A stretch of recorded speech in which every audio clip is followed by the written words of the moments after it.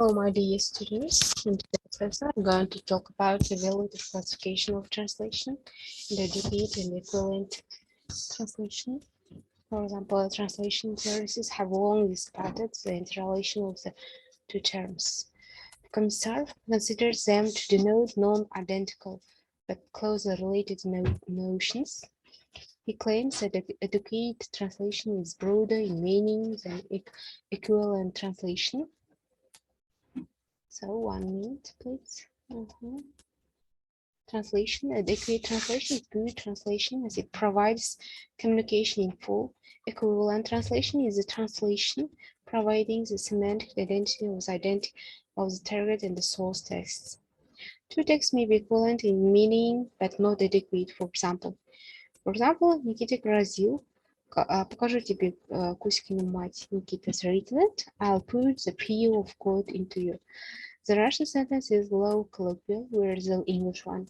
Zotit describes a similar situation, has another stylistic overtone, rather parents one. Schweitzer refers the two terms to turn aspects of translation, translation as a result and translation as process. We can speak of equivalent translation when you characterize the endpoint result of translation as we compare whether the translated text corresponds to the source text. Adequacy characterizes the process of translation. The translator aims at choosing the dominant text function, decides what she or he can sacrifice.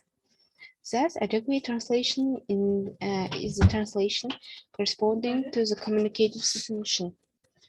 For example, здравствуйте, ваша тетя can be uneducated to hello, I'm your aunt when the Russian sentence is used not in emphatic. Can text supporting function, but in the express function as an interjection to express the speaker's amazement.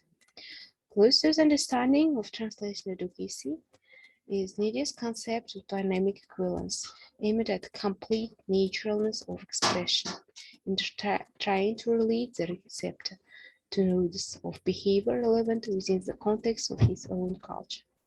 Nidi's principle of dynamic equivalence is widely referred to as the principle of similar or equivalent response or effect. Ritzker states that the notion of adequate translation compares of equivalent. According to him, an adequate target text describes the same reality as that the source text, and at the same time it produces the same effect of the receptor. Translation adequacy is shaped by three types of regular correlations. First one is the equivalence. That the regular translation forms depending upon the context.